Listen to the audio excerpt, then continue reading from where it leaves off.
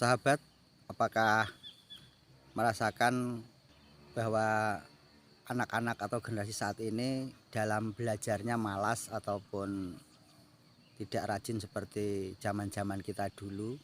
Proses tes kelulusan siswa SD, SMP, SMA itu ada namanya evaluasi tahap akhir.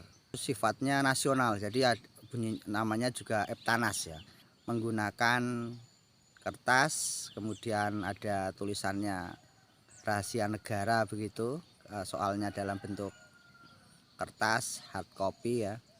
Kemudian mengisi lembar jawabnya itu menggunakan silang, biasanya dengan pilihan ganda ataupun dengan uraian juga dulu. Itu tahun-tahun 1980 hingga 1990-an.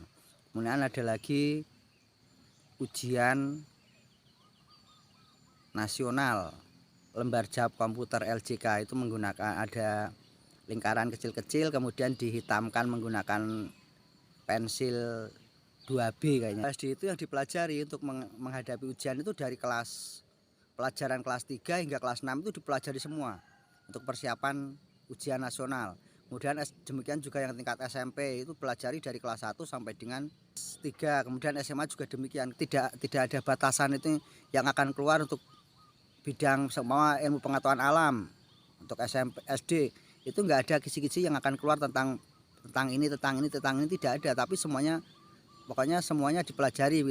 Kalau bebannya lebih berat dahulu dibanding sekarang. Jadi semua pelajaran itu dipelajari jika akan menghadapi ujian.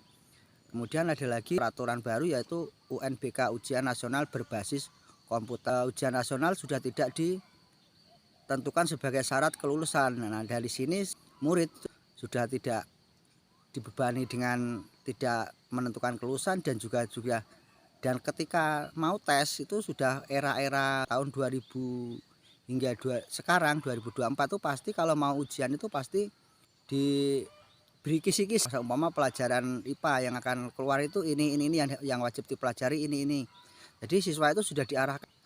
Ya gimana ya, jadi siswanya jadi lemah, tidak mau belajar semuanya. Akhirnya kan begitu. Ada lagi ANBK yaitu Asesmen Nasional Berbasis Komputer. Semakin lama akhirnya dihapus, tidak ada tes dari tingkat nasional, itu sudah tidak ada tes untuk kelulusan jenjang sekolah, itu sudah tidak ada. Yogyakarta itu diadakan ASPD, Asesmen Penilaian Daerah. Nah, untuk di Yogyakarta masih ditentukan diadakannya tes, tetapi sama juga tidak menentukan nilainya, tidak menentukan kelulusan. Efeknya ke siswa itu pasti sudah tidak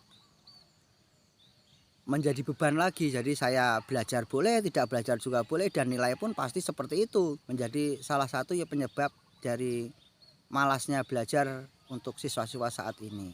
Itu dari sistem pendidikannya. Pastilah untuk orang tua ya, menyekolahkan anak itu pastilah supaya pandai. Kan belajar matematika supaya bisa berhitung. Ada pelajaran bahasa Inggris. Nah, dari sini mungkin persentase hasil dari pelajaran bahasa Inggris dari sekolah itu rata-rata itu bisa mungkin hanya 15% hasilnya. Itu kebanyakan itu yang lulus SMP atau SD ataupun SMA itu kebanyakan ya tidak bisa bahasa Inggris, padahal mereka itu belajar 3 tahun di sekolahan itu sudah ada pelajaran bahasa Inggris, tapi nyatanya mereka itu ya lulus tapi tidak bisa bahasa Inggris. Jadi kalau mau bisa bahasa Inggris ya harus kursus. Coba kalau dipikir-pikir itu kan suatu ironi ya. Tidak bisa matematikanya juga tidak pandai, berhitung tidak pandai, kemudian ada pelajaran bahasa Inggris tapi nyatanya lulus juga tidak bisa bahasa Inggris dengan baik. Membaca saja nyatanya juga. Dari sini kita bisa melihat juga kualitas pendidikan zaman sekarang daripada zaman dahulu begitu. Pendidikan di Indonesia itu mungkin standar penilaian untuk kelulusan itu kayaknya tidak baik. Jadi semakin kesini pendidikan kita itu menghasilkan lulusan yang kualitasnya juga kurang baik. Karena dari sistem pendidikannya tidak membebani siswa, apalagi sekarang itu ada istilah namanya apa? Merdeka belajar. Kalau dilihat dari kosakatanya aja merdeka belajar ya.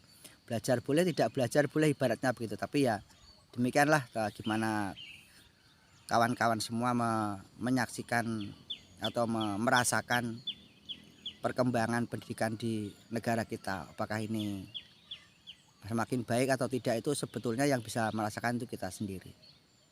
Demikian teman-teman, semoga sedikit ini bisa untuk bahan pemikiran kita. Apa yang kita bahas saat ini semoga memberikan wawasan kepada sesama. Semoga bermanfaat. Wassalamualaikum warahmatullahi wabarakatuh.